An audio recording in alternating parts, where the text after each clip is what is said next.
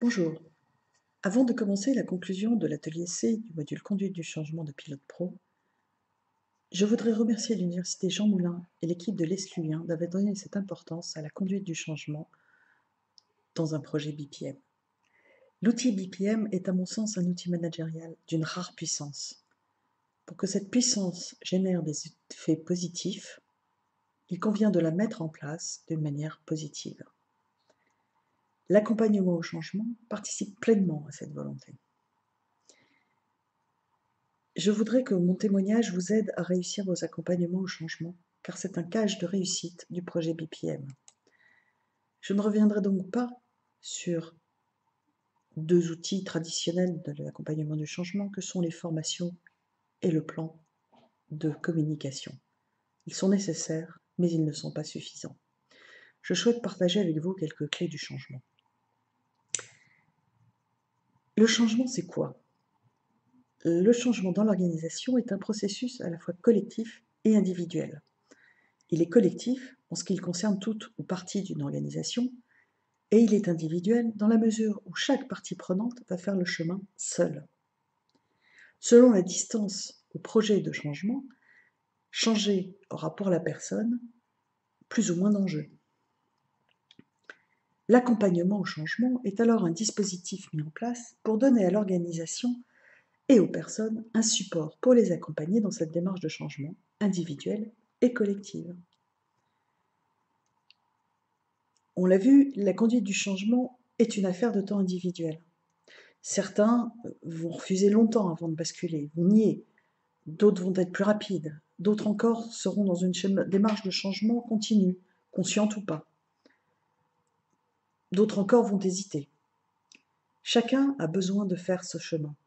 Il est donc essentiel de donner les éléments de base le plus tôt possible, voire dès le lancement du projet BPM, pour préparer puis entretenir un fil d'information tout au long du projet.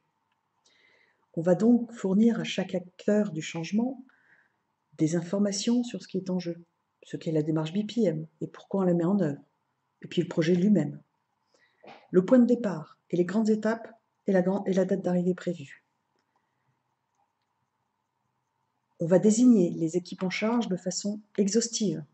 On ne va pas oublier les managers intermédiaires qui vont rester à l'écoute au quotidien, mais on ne va pas non plus oublier l'expert qui sera peut-être consulté 1 heure à une étape donnée, si on le sait déjà. On va préciser l'articulation entre le projet et l'activité courante, détachement des personnes, fil d'information, circulation des acteurs dans l'espace, espace virtuel peut-être. On va expliquer les moyens alloués au projet. On va dire les contraintes connues.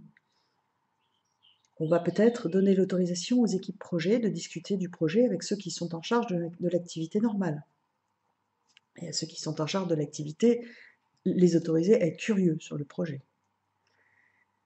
On va organiser des points d'échange officiels entre le projet, les acteurs projet et les acteurs qui ne sont pas dans le projet.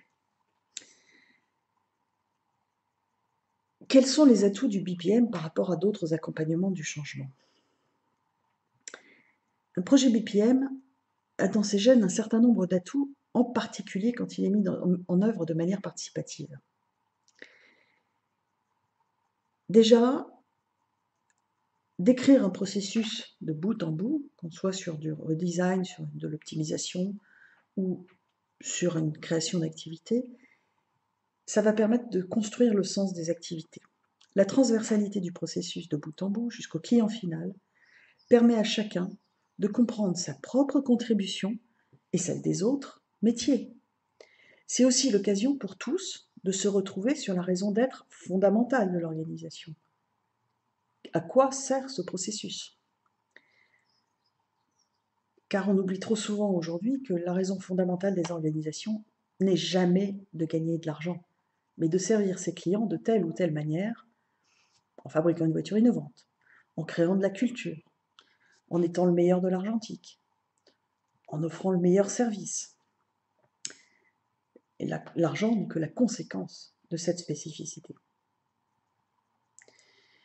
Le projet BPM, il favorise la cohésion de l'entreprise, la prise de conscience de sa contribution et de celle des autres, permet de la reconnaissance vis-à-vis des métiers traditionnellement peu valorisés et favorise un peu d'humilité chez les stars de l'entreprise ou de l'organisation qui réalisent alors qu'elles ont besoin des supports de ces métiers plus discrets. Dernier aspect bien spécifique de la démarche BPM. Il réunit autour des faits, le processus, les acteurs opérationnels et techniques grâce à un langage commun. Ne travailler que sur les faits bruts permet de faire abstraction de la politique, des jeux d'acteurs et des jugements de valeur, au moins autour du processus. Ces atouts de la démarche BPM sont tels qu'il m'arrive sur des projets autres d'introduire la réflexion autour des processus pour faciliter le changement. Alors, quelles sont les clés que je mets en œuvre dans un accompagnement au changement BPM? Dès le départ, j'ancre la facilitation dans l'histoire de l'organisation, sa culture, son vécu récent. Il ne s'agit pas d'emmener les gens vers un futur inconnu, il s'agit d'emmener les gens vers le futur de l'organisation. Et le futur de l'organisation part de leur histoire. J'orchestre la facilitation sur les temps forts du projet BPM, y compris pendant les phases les plus longues. Je donne un rythme à la communication du projet avec 2 phrases. Mieux servir le client, mieux travailler ensemble. J'organise presque encore mieux la communication informelle que la communication officielle. Pour cela, je fais en sorte que l'information soit circularisée. Top-down, c'est le plan de communication, mais aussi bottom-up, du bas vers le haut, et puis surtout en transversalité. J'y reviendrai. Le changement demande de l'énergie. Je favorise, dans le rythme du plan de changement, des respirations, temps de calme ou plus ludique, pour se poser, pour réénergiser, pour repartir. Le changement est complexe. L'accompagnement doit tenir compte du contexte du projet, de l'organisation, mais aussi de la société et de l'environnement dans lequel il évolue. Enfin, le projet ne peut jamais être totalement isolé du quotidien de l'organisation. Si celle-ci va mal, le projet est atteint. Il peut même être mis en cause. Si le projet ne tient pas ses engagements, les acteurs du quotidien peuvent s'inquiéter, à juste titre parfois, pour l'avenir. Par conséquent, je porte une attention particulière à 2 types de populations qui sont au carrefour de cette bivalence. Il s'agit des managers de premier niveau et intermédiaires. Ils sont censés porter le changement, c'est ce qu'on leur demande, c'est leur mission. Mais ils ne l'acceptent pas forcément plus vite que leurs équipes, et en plus, ils sont les garants de l'activité quotidienne, et donc ils ont une tension permanente là-dessus. La deuxième population, ce sont les personnes détachées partiellement sur le projet. Ils ont une double casquette. Ils sont projet et ils ont l'activité quotidienne à réaliser. Rarement on arrive à aménager leur activité pour la rendre plus légère. Il faut aussi s'occuper d'eux particulièrement. Je mets en avant, par ailleurs, 4 principes auxquels je ne déroge pas. L'authenticité, ce qui est dit officiellement est la vérité, la plus factuelle possible. C'est le gage de la fiabilité et de la confiance. La transparence, les succès, mais aussi les difficultés peuvent être partagés, expliqués et les solutions mises en œuvre indiquées. Ne jamais oublier le principe mis en évidence par Paul Václavic. On ne peut pas ne pas communiquer. Taire une difficulté, c'est la crier sur les toits. Et c'est permettre à la rumeur de s'installer. C'est contre-productif. Pragmatisme. Le changement est complexe. Offrir une communication simple, et pas simplifiée, à la portée des interlocuteurs est essentiel. Enfin, rendre le projet attractif. Même dans les difficultés, même face à de fortes résistances, on peut éveiller l'intérêt pour le projet. Justement, les résistances. Je m'appuie sur les résistances comme des leviers de changement. Les résistances sont normales, elles sont même souhaitables dans un changement. Elles sont le signe que le changement est en marche. Au lieu de les contrer, il faut comprendre ce qu'elles sont, les entendre, éventuellement y répondre. Mais il ne faut pas les nier. Qu'est-ce qu'elles sont ?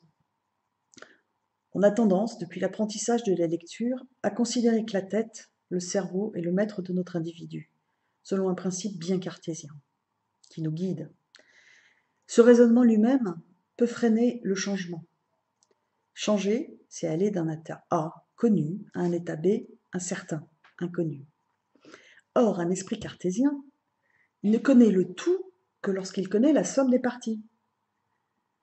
Pour aller vers l'incertain, ça devient très compliqué. Vers l'avenir, c'est très compliqué. On ne connaît pas tout. Il va donc falloir trouver d'autres ressorts pour emmener nos cartésiens vers le changement. Les résistances sont le plus souvent du domaine des émotions négatives. Peur de l'inconnu, colère de la perte de statut, jalousie de la peur qui sont, ou qui ne sont pas d'ailleurs, dans le projet. L'effet de l'accompagnement sera de remplacer ces émotions par des émotions positives, à terme. Désir, joie, ou au moins, c'est vraiment le minimum, passive, comme l'acceptation.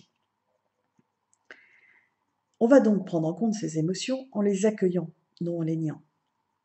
Pour cela, le dispositif de changement intègre l'expression des parties prenantes dans une remontée d'informations bottom-up. Elle peut passer par le management, avec ses limites, et elle peut arriver en direct au pilote du changement grâce à des outils simples. Il s'agit de la veille café et du tea time. J'y reviendrai à la fin, car ces deux outils que j'utilise, que j'ai mis en place, mis au point, qui sont pour moi vraiment la clé de voûte du changement avec l'accompagnement managérial et la viralité. Parfois, il suffit d'entendre la souffrance, l'émotion exprimée. Parfois, on peut répondre factuellement, notamment quand la souffrance vient d'un point de projet mal compris. Attention, l'échelle de temps est importante. Une émotion est fugace. Si on veut répondre, il faut agir vite, sinon l'émotion est partie sur autre chose. Donc changer, c'est une affaire intellectuelle, c'est une affaire d'émotion, mais c'est aussi une affaire de cœur, d'attachement ou de rejet. Changer demande du courage, et l'accompagnement essaye d'insuffler le courage nécessaire à chacun pour aller vers l'incertitude, vers l'inconnu. La communication de projet s'adressera donc à la fois à la tête, au cœur et aux tripes de chacun. L'accompagnement se poursuivra un peu après le déploiement du processus, de façon à accompagner aussi la confrontation des individus à la réalité, ce qui n'est plus le projet, mais réellement un processus actif. Alors, je vais revenir maintenant sur la veille café et le tea time. La veille café, c'est un petit outil très simple à mettre en place. Il s'agit tout simplement d'accorder de l'attention à tout ce qui se dit dans les couloirs, devant les machines à café, à la cafétéria, à l'heure du déjeuner. Non pas pour juger, mais pour recevoir ce qui circule. Et à partir de là, d'organiser des réponses qui vont être organisées lors de tea time. Les tea time, ça va être des temps ponctuels, soit des rencontres physiques, je conseille d'en avoir toujours un petit peu quand même, soit des rencontres virtuelles au travers d'un espace collaboratif, qui vont permettre aux gens de poser des questions et aux membres du projet d'apporter un certain nombre de réponses ou de montrer qu'on a entendu un certain nombre de choses et qu'on essaye d'y répondre même avec imperfection. Pour conclure, n'ayez pas de crainte de l'accompagnement au changement. C'est une aventure très riche pour le pilote comme pour les parties prenantes. Ouvrez les possibles, appuyez-vous sur les résistances, relevez le défi et n'hésitez pas à me poser vos questions. On n'a pas fini de changer. Merci.